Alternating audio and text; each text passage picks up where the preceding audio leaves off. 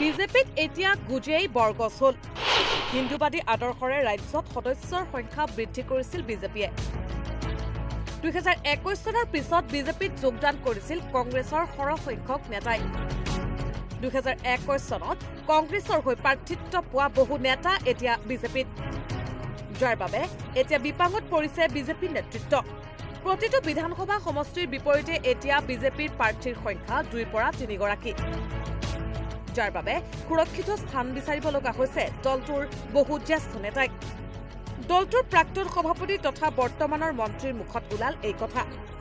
বিজেপিৰ এটা পক্ষই বিচাৰিছে অগপৰ দখলত থকা বগাইগাঁও সমষ্টিত প্ৰাৰ্থিত্ব পাব লাগে ৰঞ্জিত কুমাৰ দাসে কাৰণ পাটাছাৰ কুচিত প্ৰাৰ্থিত্বৰ বাবে যুঁজা চলাইছিল ন বিজেপিৰ কমল মেধি মনোজ বৰুৱা বিধায়ক ফণী তালুকদাৰৰ দৰে বহু নেতাই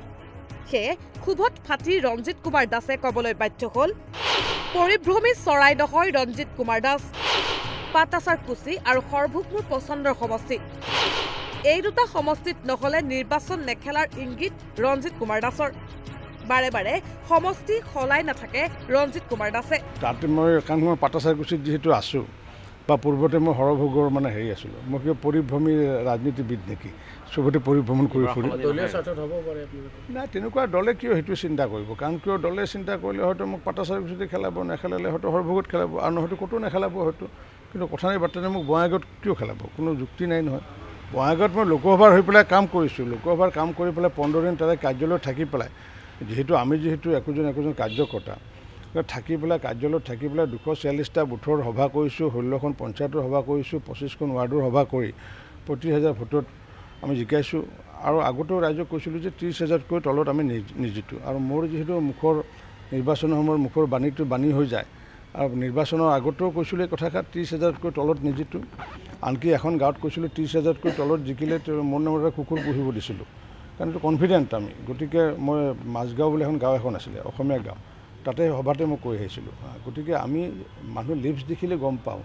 কাক ভোট দিব নিদিয়ে গতিকে সেইকাৰণে মই তাতে কাম কৰাৰ কাৰণে কিছুমানে ভাবি লৈছে যে মই মানে বঙাইগাঁৱত নিৰ্বাচনত অংশগ্ৰহণ কৰিম বুলি মই সেইটো মই ভাবিব লাগে কি যুক্তি আছে কাৰণ কি মোৰ সমষ্টি আছে হয় দলে মোক খেলালে হয়তো পাটাছাৰ কুচিত খেলাব নহ'লেতো সৰভোগ ভৱানীপুৰ সৰভোগত খেলাব নাই এই দুটাৰ ভিতৰত দলে য'তে হেৰি কৰে সেইটোৱে সিদ্ধান্ত কংগ্ৰেছক দুৰ্বল কৰিবলৈ সজোৱা জাল সাজি এতিয়া বিপাঙত বিজেপি